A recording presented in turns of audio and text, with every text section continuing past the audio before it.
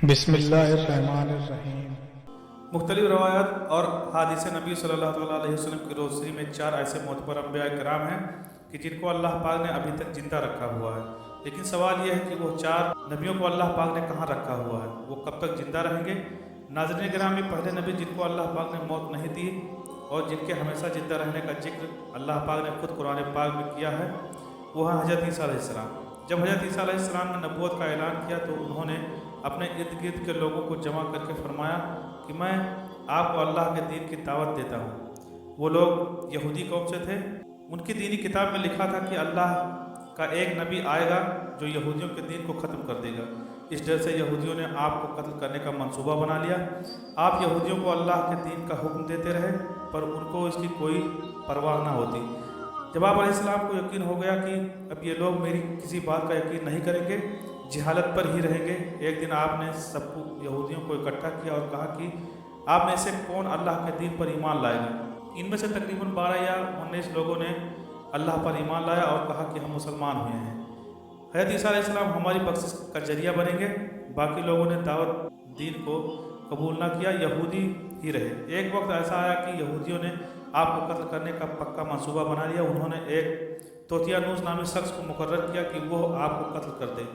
जब तोतियानूस आप अलैहिस्सलाम के पास जा रहा था तो अल्लाह ताला ने एक फरिश्ते को हुक्म दिया कि जाओ हज़रत ईसा अलैहिस्सलाम को आसमान की तरफ उठा लाओ। वो फरिश्ता अल्लाह के हुक्म की तामील करते हुए आपको आसमान की तरफ ले गया। जब आप आसमान पर पहुँचे तो आपकी मुलाकात आपकी वालिदा से हुई। आपकी वालिदा आपको गले से लगाकर प्यार किया तो आपने फरमाया, अम्मा जान, अब हम रोज़े क़यामत ही मिलेंगे। जब आपको ज़मीन से उठाया गया था तो आपकी उम्र 33 साल थी। है जिब्रील अलैहिस्सलाम तो आपको बदली के जरिए आसमान पर ले गए, पर यहूदी बाहर खड़े तोतियानूस का इंतज़ार कर रहे थे कि कब तोतियानूस हज़रत ईसा अलैहिस्सलाम को ख़त्म करके बाहर आएगा। काफ़ी देर के बाद वो सारे आप अलैहिस्सलाम के घर गए। उन्होंने वहाँ एक शख्स को पाया जिसका चेहरा आप अलैहिस्सलाम जैसा था।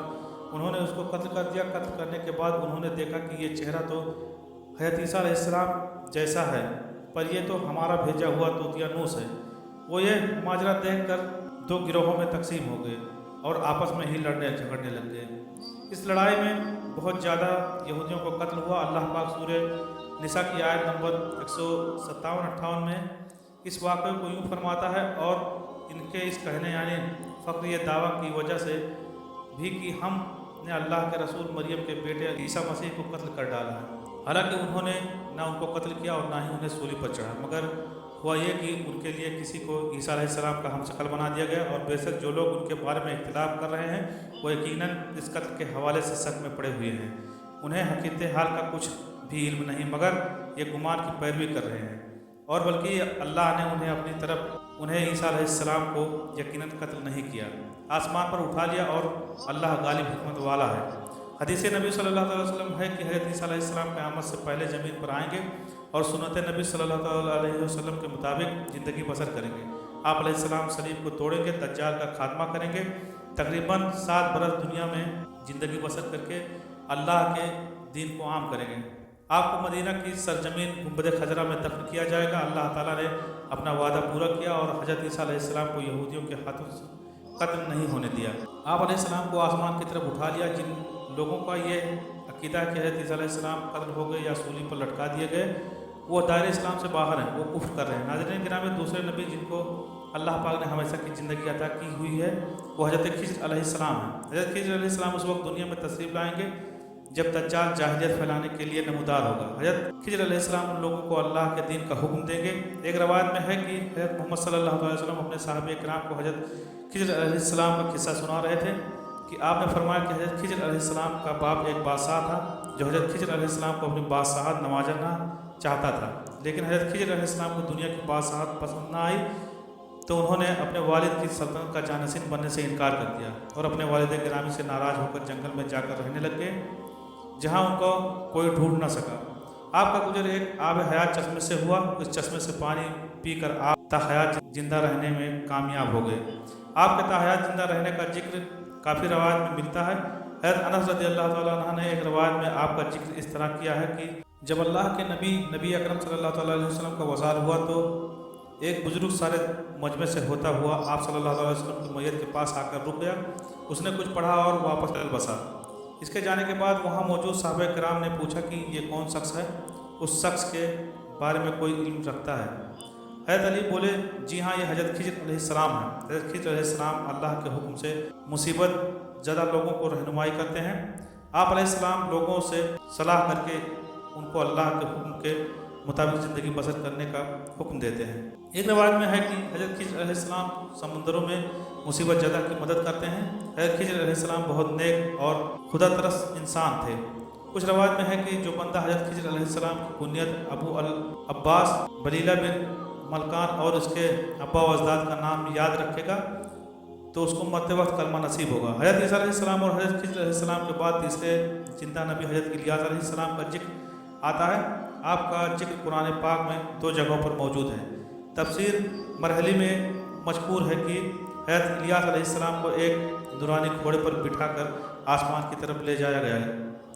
حضرت انس رضی اللہ تعالیٰ عنہ سے مروی ہے کہ میرا اور حضرت محمد صلی اللہ علیہ وسلم کا گزر ایک پہاڑی سے ہوا، وہاں سے گزرتے ہوئے ہمیں ایک آواز سنائی دی، اے اللہ مجھے بھی حضرت محمد صلی اللہ علیہ وسلم کا امتی بنا دے۔ یہ آواز سنتے ہی اللہ کے نبی نے مجھے فرمایا، اے انس رضی اللہ تعالیٰ عنہ اس آواز کا پتہ لگاؤ یہ کون ہے۔ حضرت انس رضی اللہ تعالیٰ عنہ فرماتے ہیں کہ میں جب اس پہاڑی کے اندر گیا تو کیا دیکھتا ہوں کہ ایک سفید پوش بزرگ اللہ کی عبادت میں مشغول تھا۔ جب اس نے مجھے دیکھا اور کہا، اے بندے تو محمد صلی اللہ علیہ وسلم کا صحابی ہے؟ حضرت انس نے ہاں میں جواب دیا۔ اس بندے نے کہا کہ میرا سلام محمد کو پہنچا دو اور محمد صلی اللہ علیہ وسلم سے کرنا کہ حضرت الیاس علیہ السلام آپ کو ملنا چاہتے ہیں۔ میں نے واپس آ کر حضرت الیاس علیہ السلام کا پیغام آپ کو دیا تو آپ صلی اللہ علیہ وسلم مجھے ساتھ لے کر وہاں چلے گئے۔ حضرت الیاس علیہ السلام کے پاس پہنچے تو میں پیچھے ہٹ گیا۔ حضرت محمد صلی اللہ علیہ وسلم اور حضرت الیاس علیہ السلام کافی دیر تک آپس میں بات چیت کرتے رہے۔ اللہ کی طرف سے آسمان سے کھانا نازل ہوا تو حضرت محمد صلی اللہ علیہ وسلم نے مجھے بھی پاس بلا لیا۔ ہم تینوں نے مل کر کھانا کھایا۔ جب کھانا ختم ہوا تو میں نے دیکھا ایک سفید پرندہ آسمان سے نیچے کی طرف آ رہا ہے۔ وہ حضرت الیاس علیہ السلام کے پاس آیا تو حضرت الیاس علیہ السلام اس پر سوار ہو کر آسمان کی طرف چلے گئے۔ کچھ علماء نے لکھا ہے کہ حضرت خضر اور حضرت الیاس علیہ السلام رمضان شریف میں بیت المقدس میں تشریف لاتے ہیں اور روزے رکھتے ہیں۔ حج کے موقع پر حج ادا کرتے ہوئے دکھائی دیتے ہیں۔ یہ دونوں نبی علیہ السلام بر اور بحر میں مصیبت زدوں کو لوگوں کی مدد کرتے ہیں۔ چوتھے نبی جو ابھی تک زندہ ہیں وہ حضرت ادریس علیہ السلام کے بارے میں زندہ ہونے کی روایت ملتی ہے۔ قرآن مجید کی سورہ مریم کی آیت 56-57 میں آپ کا ذکر اس طرح ملتا ہے کہ وہ ایک نیک پرہیزگار انسان اور نبی تھے کہ اللہ تعالیٰ نے حضرت ادریس علیہ السلام کو جنت سے اٹھا لیا تھا۔ شب معراج کے موقع پر چوتھے آسمان پر حضرت محمد صلی اللہ تعالیٰ علیہ وسلم اور حضرت ادریس علیہ السلام کی ملاقات ہوئی۔ حضرت ادریس علیہ السلام کا چھٹے آسمان پر ہونے کا بھی ذکر ملتا ہے۔ حضرت ادریس علیہ السلام زمین کی سیر و سیاحت کے ساتھ ساتھ اللہ کے ذکر میں مشغول رہتے تھے۔ حضرت ابن عباس رضی اللہ تعالیٰ عنہ نے فرمایا ہے کہ حضرت ادریس علیہ السلام ایک درزی کا کام کرتے تھے۔ آپ کپڑوں کی سلائی کرتے جاتے اور اللہ کا ذکر بلند کرتے جاتے۔ جب شام ہوتی تو آپ کی نیکیاں بے تحاشا ہو جاتی۔ زمین پر رہنے والے انسانوں سے سب سے زیادہ نیکیاں آپ کے اللہ کے یہاں شمار ہوتی تھی۔ آپ کو زندہ آسمان کی طرف اٹھا لیا گیا تھا، پر آپ نے موت کے فرشتے سے کہا کہ مجھے موت کا مزہ چکھنا ہے۔ آپ کے کہنے پر موت کے فرشتے نے آپ کی جان نکالی اور پھر اللہ کے حکم سے آپ کو زندہ کر دیا گیا۔ آپ نے فرشتوں سے درخواست کی میں دوزخ کو دیکھنا چاہتا ہوں۔ پھر آپ کو دوزخ میں لے جایا گیا۔ پھر آپ نے جنت کی سیر کرنے کا داخل کیا گیا۔ جنت دیکھنے کے بعد آپ نے فیصلہ کیا کہ میں یہاں ہی رہنا پسند کروں گا۔ فرشتے نے آپ کو کہا کہ آپ اپنے مقام کی طرف جاؤ۔ اسی وقت اللہ کی طرف سے فرشتے کو حکم ملا کہ حضرت ادریس علیہ السلام کو یہاں ہی رہنے دیا جائے۔ اللہ تعالی ہمیں دین اسلام کے مطابق زندگی بسر کرنے کی توفیق عطا فرمائے۔ آمین یا رب العالمین۔